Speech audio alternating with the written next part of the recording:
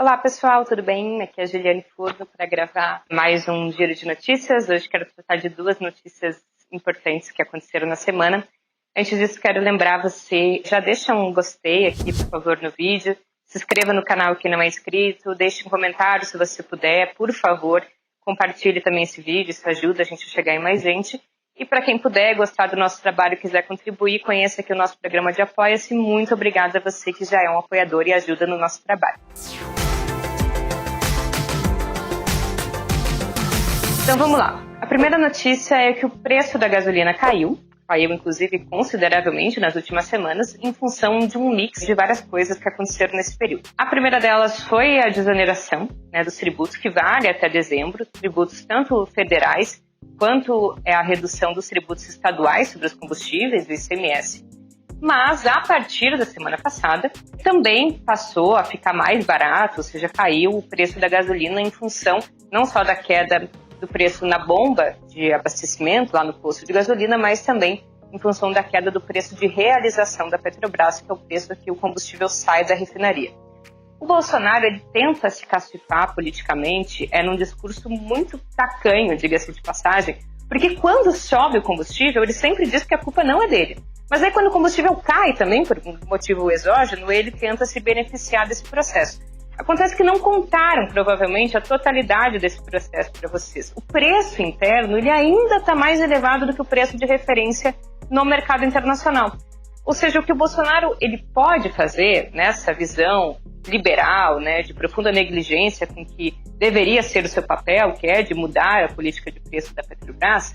Então, o que ele pode fazer, que é controlar a volatilidade dos aumentos, ou seja, o tempo em que a empresa repassa os preços em função da cotação, que é muito acelerada no mercado internacional, então seria um custo muito elevado de precificação diária e de instabilidade.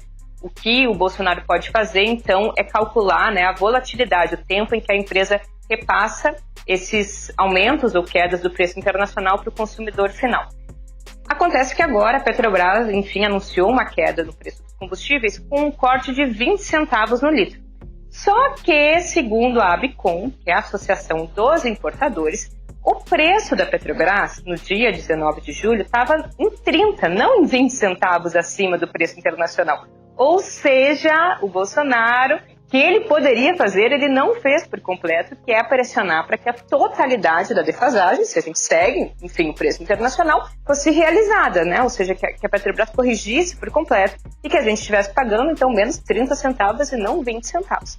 Só que isso vai permitir, que esses 10 centavos, eles possam ser utilizados ali para, se houver uma tendência altista dos preços, o Bolsonaro não tenha que repassar esse aumento, ocasionando ali um ônus político de, mais uma vez, haver aumento no combustível, ou seja, aquilo vai ficar amortecido.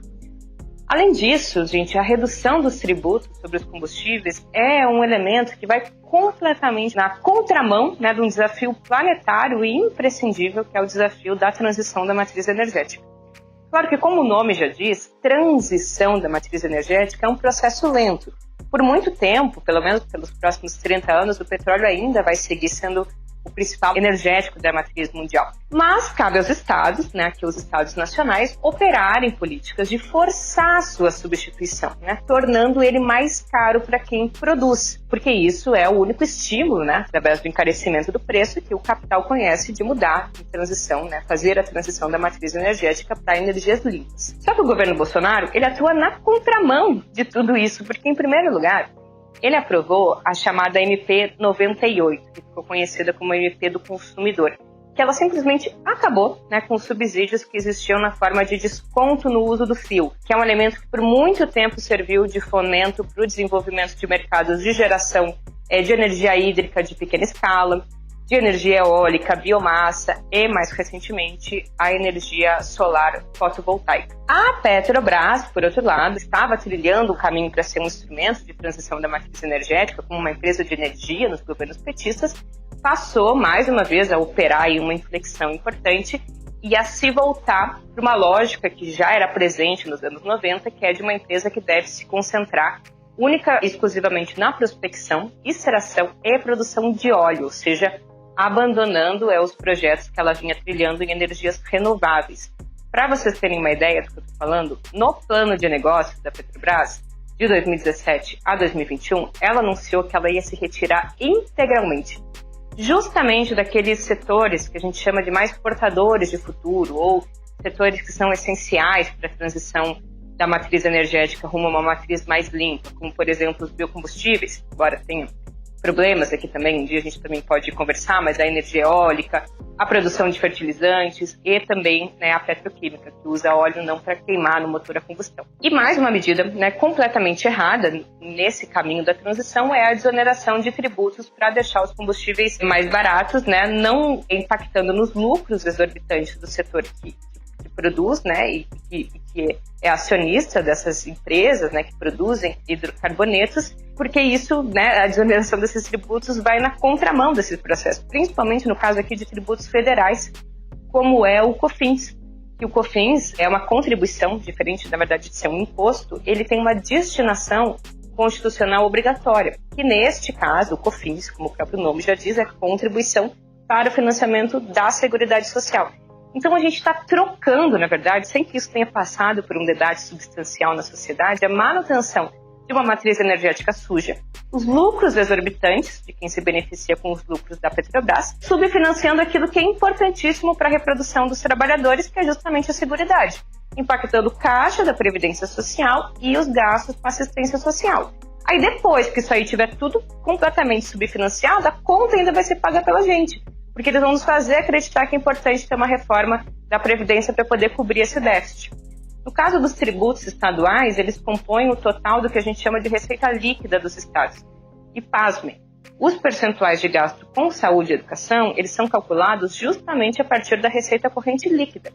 Então, se a receita cair, que é o que vai acontecer, porque a principal fonte de receita dos estados vai cair, que é o ICMS, quer dizer que os percentuais gastos no próximo ano com saúde e educação também vão cair. Ou seja, a gente também está trocando o nosso futuro por uma medida bastante emergencial nesse sentido. E sabe quem que vai se beneficiar imediatamente com essa política? A classe média. Embora redução do preço dos combustíveis seja uma política que beneficia, em geral, muitos mais pobres. Mas neste caso, como é sobre a gasolina e não sobre o diesel, e é o diesel que é o custo principal dos fretes, ou seja, o custo que compõe a precificação das mercadorias, nesse caso, quem vai se beneficiar é quem abastece o seu carro. Porque, como não é no diesel, não vai baratear o custo de produção das coisas que chegam no supermercado. Até porque, mesmo se o diesel cair também, como a gente está num período de crise, e crises que esmagaram a taxa de lucro dos pequenos produtores, pequenos empresários, não dos grandes, mas a tendência é que medidas de desoneração tributária, medidas fiscais, visando manter empregos ou reduzir o preço final, não tenham impacto. Porque em períodos de esmagamento da taxa de lucro, quando os empresários têm uma redução no seu custo, eles tendem a recompor a margem perdida de lucro e não repassar isso para os preços finais. Então, dificilmente os mais pobres vão sentir, pelo menos até dezembro, mudança no preço daquilo que eles mais consomem. Aí vem a notícia número 2, né? Um empresário bolsonarista, claro, né, que apresentou, inclusive, o Paulo Guedes para o Bolsonaro, não sabia disso. Ele disse que a desigualdade não só não é um problema, quanto a gente precisa de mais. Ele não deve caminhar pelas ruas do Brasil. Essa não é uma coisa de louco, mas é uma controvérsia, inclusive bastante clássica na teoria econômica, que é se o problema, né, social é a pobreza, e a extrema pobreza, ou se é a desigualdade social. Veja, isso não é trivial. Essa ideia de que o problema é a pobreza parte de uma premissa liberal de que a concorrência entre as pessoas ela é arbitrada por um juiz neutro. Esse juiz neutro se chama mercado.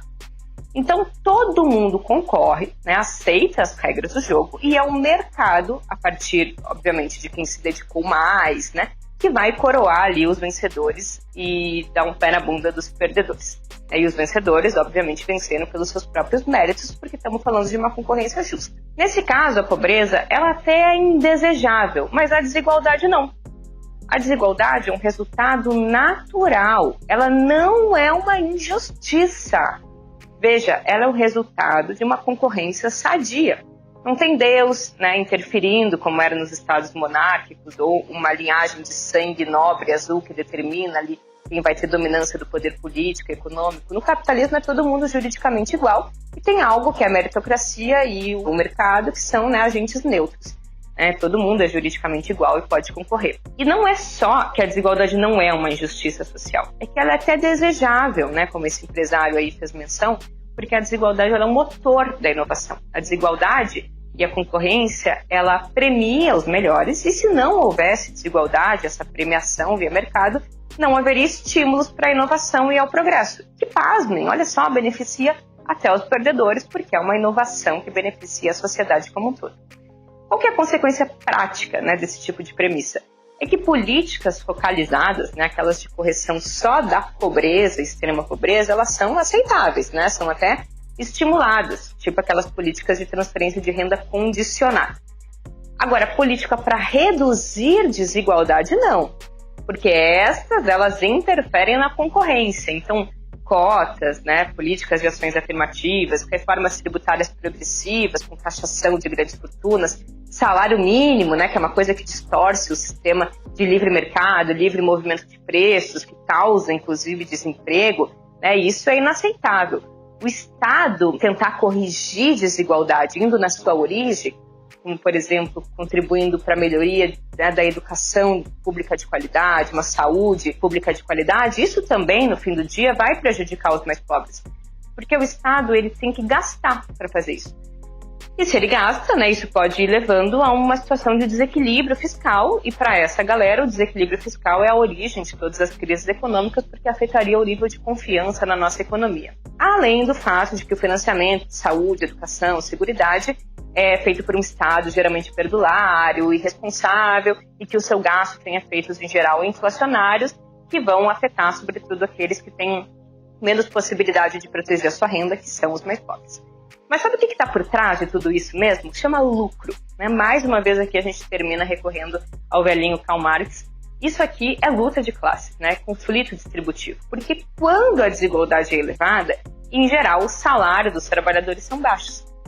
E quando o salário é baixo, a parcela do mais valor gerado na jornada de trabalho excedente, que é apropriada pelo patrão, é, portanto, maior. Então, pensem nisso. Desigualdade é, sim, importante, mas é importante para o capitalista e não um motor para o desenvolvimento, muito menos para a acumulação. Tem várias experiências empíricas que mostram inovação tecnológica, inclusive a União Soviética está aí para mostrar, que não foram feitas a partir de estímulos monetários. É isso, espero que vocês tenham gostado.